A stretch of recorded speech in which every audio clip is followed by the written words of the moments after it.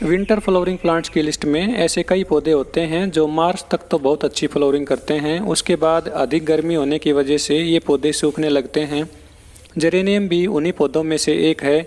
इस पौधे को बचाना बहुत ही मुश्किल हो जाता है। ये अधिक गर्मी और तेज़ धूप को बर्दाश्त नहीं कर सकता और ये धीरे धीरे करके सूख जाता है। पिछले साल जेरेनियम का मेरे पास एक ही पौधा था और मैं उस पौधे को भी अधिक गर्मी में नहीं बचा पाया। अब की बार मेरे पास 4 पौधे हैं। अब की बार ये चारों पौधे बच जाएंगे, क्योंकि पिछले साल जो मैंने गलती की अब की बार मैं वो गलती नहीं दोहराऊंगा और इनकी अच्छी केयर करूंगा। आज की इस वीडियो में मैं आपको बताऊंगा कि मैं अपने इन जेरेनियम के पौधों की कैसे केयर करता हूं। यदि आप भी मेरी बताई गई इन बातों को ध्यान में रखोगे तो आपके भी जेरेनियम के पौधे बच जाएंगे। तेज़ धूप और गर्मी की वजह से इनके पौधों की मिट्टी हर रोज़ सूख जाती है, इसलिए आप इनमें हर रोज़ पानी दीजिए।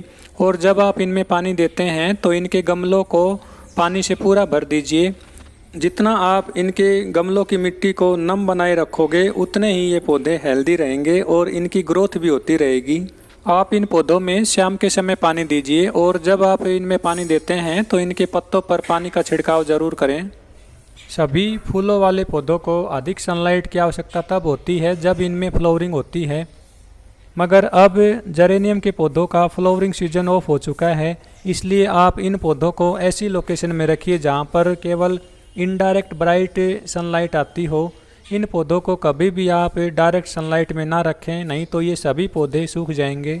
जब तक बरसात का सीजन नहीं आ जाता तब तक आप इन पौधों को छायादार लोकेशन में रखिए।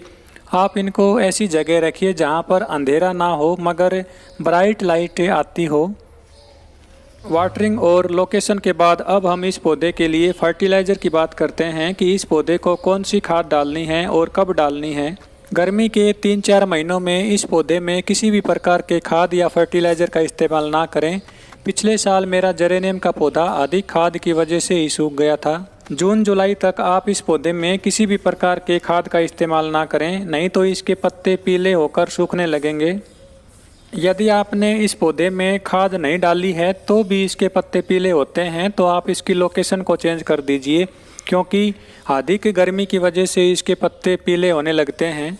जब इसके गमले का ड्रेनेज होल ब्लॉक हो जाता है तो एक्स्ट्रा पानी इसके गमले से बाहर नहीं निकल पाता है। जब पानी इसमें ठहरा रहता है तो भी इसके पत्ते पीले हो जाते हैं। आप इस पौधे में अधिक पानी दे सकते हैं मगर इसके गमले का ड्रेनेज होल ब्लॉक नहीं होना चाहिए। एक्स्ट्रा पानी इसके गमले से बाहर ज़रूर निकल जाना चाहिए। कई बार इसके पत्तों पर कीड़े लग जाते हैं जो इसके पत्तों को खाते रहते हैं। हमें इनको चेक करते रहना है।